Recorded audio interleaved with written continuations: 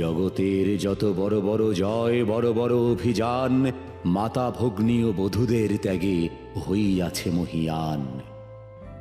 কোন রণে কত খুন দিল নর, লেখা আছে ইতিহাসে। কত নারী দিল সিঁথির সিঁদুর, লেখা নাই তার পাশে।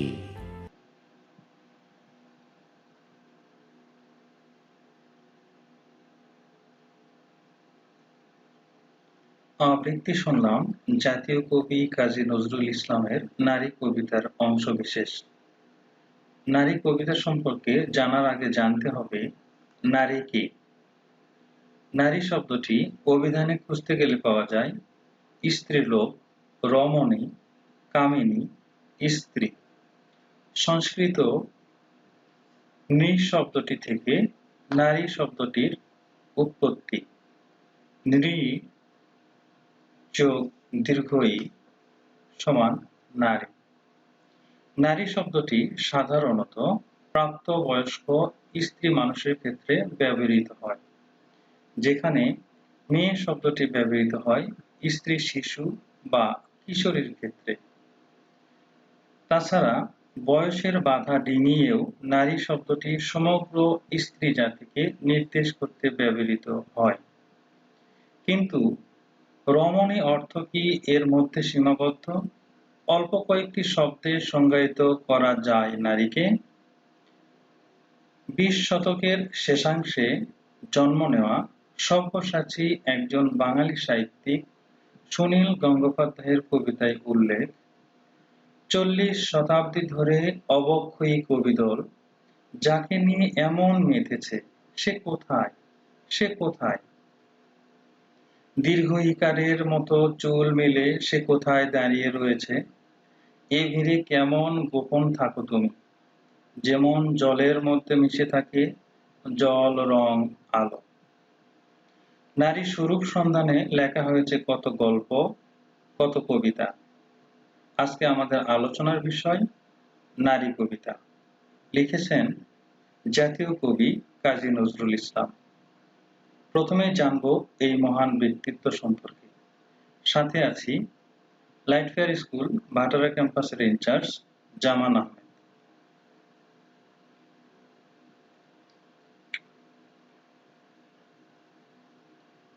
বিশ শতাব্দীর বাংলা মননে কাজী নজরুল ইসলামের মর্যাদা ও গুরুত্ব অপরিসীম। একাধারে কবি, সাহিত্যিক, সঙ্গীতজ্ঞ, সাংবাদিক, সম্পাদক, রাজনীতিবিদ ও সৈনিক হিসেবে অন্যায় ও অবিচারের বিরুদ্ধে নজরুল সর্বদাই ছিলেন সোচ্চার। তার কবিতা ও গানে এ মনোভাবই প্রতিফলিত হয়েছে।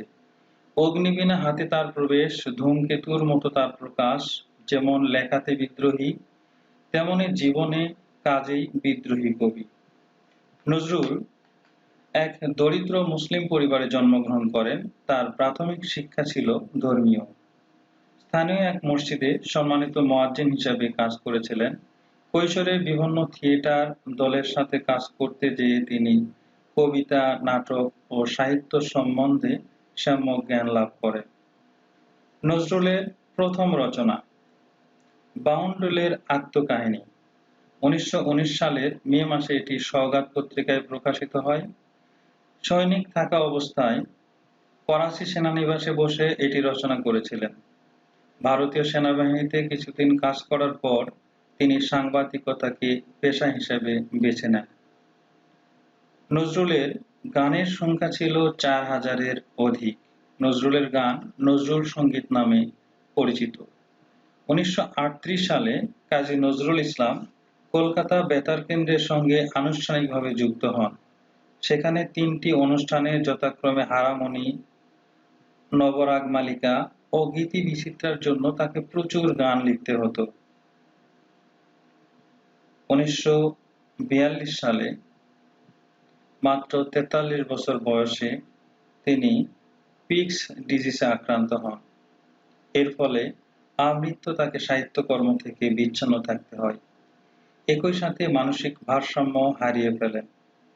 1971 খ্রিস্টাব্দে বাংলাদেশের স্বাধীনতা যুদ্ধে বাঙালিদের বিজয় লাভের মাধ্যমে বাংলাদেশ নামে একটি স্বাধীন রাষ্ট্র প্রতিষ্ঠা লাভ করে।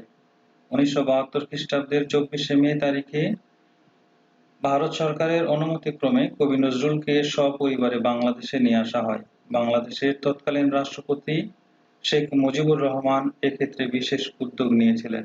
কবির বাকি জীবন বাংলাদেশেই কাটে। 1976 খ্রিস্টাব্দে নজরুলকে স্বাধীন বাংলাদেশের নাগরিকত্ব প্রদানের সরকারি আদেশ জারি হয়। 1976 সালে নজরুলের স্বাস্থ্যেরও অবনতি হতে শুরু করে। জীবনের শেষ দিনগুলো কাটে ঢাকার পিজি হাসপাতালে। 1976 খ্রিস্টাব্দের 29শে আগস্ট তারিখে তিনি মৃত্যুবরণ করেন। নজরুল তার একটি গানে লিখেছেন, মসজিদেরই পাশে আমায় কবর দিও ভাই, যেন ভোরের থেকে মুয়াজ্জিনের আজান শুনতে পাই। কবির এই ইচ্ছার বিষয়টি বিবেচনা করে কবিকে ঢাকা বিশ্ববিদ্যালয় কেন্দ্রীয় মসজিদের পাশে সমাধিস্থ করা হয়। সম্মাননা 1945 সালে কলকাতা বিশ্ববিদ্যালয় কর্তৃক বাংলা সাহিত্যের সর্বোচ্চ পুরস্কার জগত্তারিণী স্বর্ণপদক প্রদান করা হয়। 1960 সালে ভারতের তৃতীয় সর্বোচ্চ বেসামরিক সম্মাননা পদ্মভূষণে ভূষিত করা হয়। 1974 খ্রিস্টাব্দের 9 ডিসেম্বর তারিখে ঢাকা বিশ্ববিদ্যালয় তাকে সম্মানসূচক ডি.লিট উপাধিতে ভূষিত করে। 1976 খ্রিস্টাব্দের 21শে ফেব্রুয়ারিতে তাকে একুশে পদকে ভূষিত করা হয়। 2005 সালে জাতীয় কবি কাজী নজরুল ইসলাম বিশ্ববিদ্যালয় নামক সরকারি বিশ্ববিদ্যালয় প্রতিষ্ঠিত হয়েছে। নারী কবিতাটি শুধু কবি নজরুলেরই নারী চেতনা কিংবা নারীকে পুরুষের সমান ও মহিমান্বিত দৃষ্টিতে দেখার অন্যতম অবলম্বন নয়, বরঞ্চ পুরুষতান্ত্রিক সমাজে নারীর অধিকার, নারীর বহুমাত্রিক ও সহস্র রশ্মি বিকিরণকারী চরিত্রের উদাহরণ হিসেবে গৃহীত ও সমাদৃত। কবি স্থির চিত্তে ধীরোদাত্ত কণ্ঠে একটি প্রায় অমোঘ সাম্যবাদী সিদ্ধান্ত দিয়ে কবিতাটি শুরু করেছেন।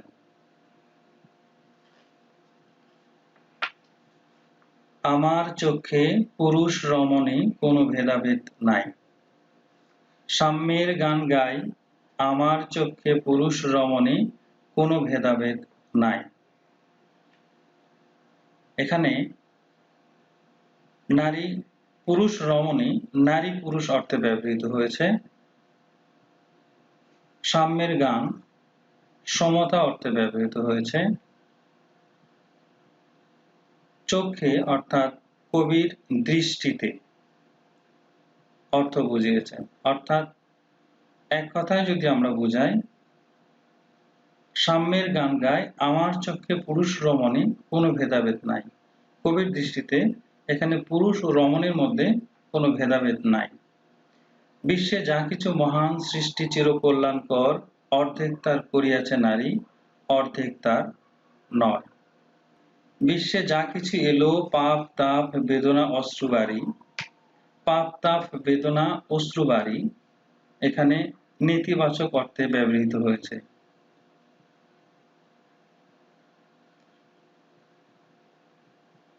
অর্ধেক তার আনিয়াছে নর, অর্ধেক তার নারী, জগতের যত বড় বড় জয়, বড় বড় অভিযান। এখানে বিশ্বে যা কিছু বেদনা কষ্টের ঘটনা ঘটেছে তার পিছনে নারী পুরুষ সমানভাবে দায়ী। বোঝানো হয়েছে, মাতা ভগ্নী ও বধূদের ত্যাগে হইয়াছে মহীয়ান।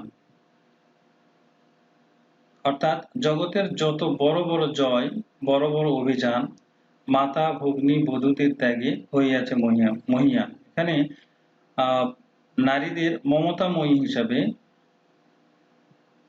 অসংখ্য নারী তার যুদ্ধে তার স্বামীকে হারিয়েছে, বাট তাদের কথা বলা হয়নি। এখানে শুধু পুরুষদের জয়ের কথা বলা হয়েছে। এখানে নারীদেরকে কিছুটা হলেও ইতিহাসের পাতায় নারীকে তুচ্ছ করা হয়েছে।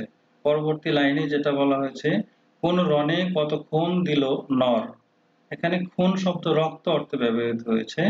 কোন রণে কত খুন দিল নর, লেখা আছে ইতিহাসে, কত নারী দিল শীতের সিঁদুর, লেখা নাই তার পাশে। অর্থাৎ ইতিহাসের পাতায় নারীকে তুচ্ছ করা হয়েছে, শুধু পুরুষের কথাই ইতিহাসে বারবার উল্লেখ করা হয়েছে।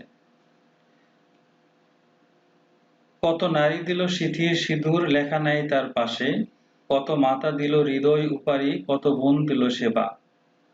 হৃদয় উপারি অর্থাৎ মন উজাড় করে কত বোন কত মাতা সেবা দিল। আত্মত্যাগ অর্থে, নারীর আত্মত্যাগ অর্থে ব্যবহৃত হয়েছে। বীরের স্মৃতি স্তম্ভের গায়ে লিখিয়া রেখেছে কেবা, অর্থাৎ এখানে নারীর আত্মত্যাগকে উপেক্ষা করা হয়েছে। পরবর্তী লাইনে আসবো, কোনো কালে একা হয়নি কো জয়ী, পুরুষের তরবারি, প্রেরণা দিয়েছে শক্তি দিয়েছে বিজয় লক্ষ্মী নারী। এখানে তরবারি তলোয়ার অর্থে ব্যবহৃত হয়েছে, অর্থাৎ জগতে যত বড় জয় তার সবগুলোর পিছনে ছিল নারীর প্রেরণা উৎসাহ। কিন্তু বরাবরই নারীদেরকে হেয় করা হয়েছে, নারীর প্রেরণা নারীর উৎসাহ কখনো উল্লেখ করা হয়নি। সে যুগ হয়েছে বাসি, বাসি এখানে অতীত অর্থে ব্যবহৃত হয়েছে, অর্থাৎ সেই সময়টা চলে গেছে। যে যুগে পুরুষ দাস ছিল না কো, নারী আছিল দাসী, অর্থাৎ সেই 20 শতকের গোড়ার দিকের দাস প্রথা বিলুপ্তির কথা হেয়স্থলে এখানে বলা হচ্ছে যে দাস প্রথা এক সময় ছিল, এখন আর নেই। অর্থাৎ নারীরা এক সময় পুরুষের দাসী ছিল, এখন আর সেই যুগ নেই, সেই যুগ বাসি হয়েছে। বেদনার যুগ, মানুষের যুগ, সাম্যের যুগ আজি, অর্থাৎ বেদনা ভাগ করে নেওয়ার যুগ, মানুষে মানুষে বেদনা দুঃখ কষ্ট ভাগ করে নেওয়ার যুগ আজকে, আজকে আর সেই যুগ নাই। কেহ রহিবে না বন্দি কাহারও, উঠিছে ডঙ্গা বাজি, অর্থাৎ কেউ কাহারও অধীনে বন্দি থাকিবে না। এই ডঙ্কা অর্থাৎ জয় ঢাক বেজে উঠেছে, সবাই স্বাধীন থাকবে। অর্থাৎ জগতের উন্নয়নের জন্য, উন্নতির জন্য যেমন নারীর পাশাপাশি পুরুষ, পুরুষের পাশাপাশি নারীর অবস্থান জরুরি, অর্থাৎ কেউ কাউকে আটকে রাখলে জগতের উন্নতির ক্ষেত্রে ব্যাঘাত হবে, এই কথাটি বোঝানো হয়েছে। নর যদি রাখে নারীরে বন্দি, তবে এর পর যুগে আপনারে রচা ওই কারাগারে পুরুষ মরিবে ভুগে। এখানে কবি হুঙ্কার করে বলিতেছে, পুরুষ যদি নারীকে বন্দি করে রাখে, তাহলে যুগের পরিবর্তনে নারীও পুরুষকে বন্দি করবে। পুরুষ শাসিত সমাজে নারীকে দমিয়ে রাখা হলে পরবর্তীতে নারী শাসিত সমাজে পুরুষকেও দমিয়ে রাখবে। এরপরে একটা নীতিবাক্য মতো করে বলা হয়েছে, যুগের ধর্ম এই, পীড়ন করিলে সে পীড়ন এসে পীড়া দিবে তোমাকেই। এখানে সহজ কথায় একটা বিষয় যেটা বলা যাবে, তুমি যখন অন্য কারো দোষ ধরবে, তখন এই দোষী ব্যক্তিকে যখন এক আঙ্গুলে নির্দেশ করবে, ঠিক 4টি আঙ্গুল কিন্তু তোমার দিকে নির্দেশ হবে। অর্থাৎ এই যুগের ধর্মই এটা, তুমি যদি কারো দোষ ধরো, অন্য 4 জন তোমার দোষ ধরবে। এই জন্য কবি এখানে বলেছেন, যুগের ধর্ম এই, পীড়ন করিলে সে পীড়ন এসে পীড়া দিবে তোমাকেই।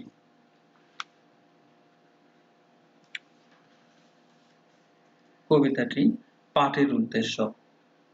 কবিতাটি পাঠ করে শিক্ষার্থীরা নারীর প্রতি শ্রদ্ধাশীল হবে, মানব সভ্যতায় নারীর অবদান যে পুরুষের চেয়ে কম নয় তা জেনে নারীর অধিকারের প্রতি সচেতন হবে। 1857 সালের 8 মার্চ নিউ ইয়র্কের সুতা কারখানায় কর্মরত নারী শ্রমিকরা সড়কে আন্দোলনে নামতে বাধ্য হন। সেদিন বেতন বৈষম্য, অনির্দিষ্ট কর্মঘণ্টা আর কাজের বৈরী পরিবেশের বিরুদ্ধে প্রতিবাদ জানাতে নারীরা একজোট হলে তাদের উপর প্রশাসন ও কারখানা মালিকরা দমন পীড়ন চালায়। প্রায় অর্ধ শতাব্দী পর 1908 সালে জার্মানিতে এ দিনটি স্মরণে প্রথম নারী সম্মেলন অনুষ্ঠিত হয়। 1910 সালে ডেনমার্কের কোপেনহেগেনে অনুষ্ঠিত হয় দ্বিতীয় আন্তর্জাতিক নারী সম্মেলন। 17টি দেশ থেকে প্রায় 100 নারী প্রতিনিধি এতে অংশ নিয়েছিলেন। এ সম্মেলনেই প্রথমবারের মতো প্রতি বছরেই 8 মার্চ আন্তর্জাতিক নারী দিবস হিসাবে পালন করার প্রস্তাব দেওয়া হয়। সেই প্রস্তাব সাড়া দিয়ে 1914 সাল থেকে বেশ কয়েকটি দেশে 8 মার্চ নারী দিবস পালিত হয়। 1975 সালে দিবসটিকে আন্তর্জাতিক স্বীকৃতি দেওয়া হয়। বাংলাদেশে 1971 সাল থেকে 8 মার্চ আন্তর্জাতিক নারী দিবস হিসেবে পালিত হয়ে আসছে। সর্বোপরি প্রিয় শিক্ষার্থী, আশা করছি বাসার কাজ নিয়মিত করছো, বাসার কাজ এতক্ষণে জমা দিয়েছ। দেশের এই ক্রান্তি লগ্নে সর্বদা পরিষ্কার পরিচ্ছন্ন ও সামাজিক দূরত্ব বজায় অব্যাহত রেখেছ। পবিত্র মাহে রমজানের প্রকৃত শিক্ষা গ্রহণ করি।